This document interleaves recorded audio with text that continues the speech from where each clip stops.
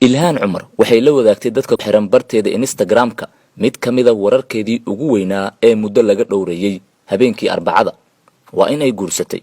Gabadhan ka tirsan xisbiga dimuqraadiga ayaa barteeda Instagram-ka soo dhigtay sawirka iyada iyo la taliyihii hore ee siyaasadda Tim Maynard, waxayna ku dul qortay hadda waan guursaday, laga soo bilaabo saaxiib hore oo siyaasadda ah iyo hadda oo aan dhabaha u xaarnay bay tiri nolosha cusub oo wadajir u soconaysa.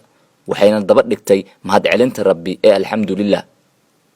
erayada jaceylka ee u dhaxeeya Ilhaan iyo Maynard ayaa noqday mid afka aan laga qabsan karin ka hadlidiisa kadib bishii Agoosto markii xaaskii hore ee Maynard, Beth Maynard oo 55 jir ahayd ay si gambasho la'aan ah u dalbatay furiin. Beth Maynard waxay u sababaysay furiinka ay odaygeeda ka dalbanaysay markaasi tuhun la xiriiray in Ilhaan uu xiriir la leeyahay. bishii Oktoobar ee la soo dhaafay, Ilhaan iyadu fadhi uma aanu oolin maadaama Beth ay go'aansatay inay kala dagaan ninkeeda.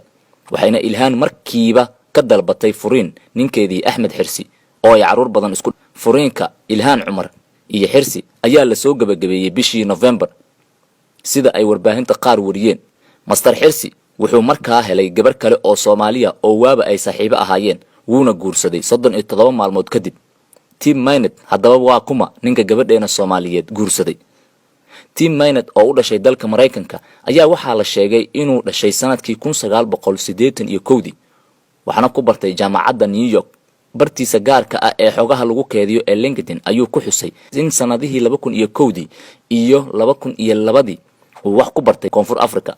waxa uu soo bartay culuumta siyaasadda oo uu ka qalin jabiyay sanadkii 2003.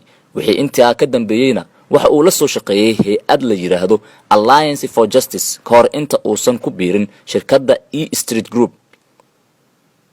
waxa uu hore u soo maray guur waxaana ay wada joogeen Beth Maynard oo ay dhawaan kala tageen sida aan hore idinkugu sheegnay. Maynard waxa uu ka tirsan yahay E Street Group oo ah shirkad inta badan ka shaqeysa istiraatiijiyadda ololaha doorashooyinka, dejinta qorshayaasha musharaxiinta doorashooyinka iyo shacbixinta intuba.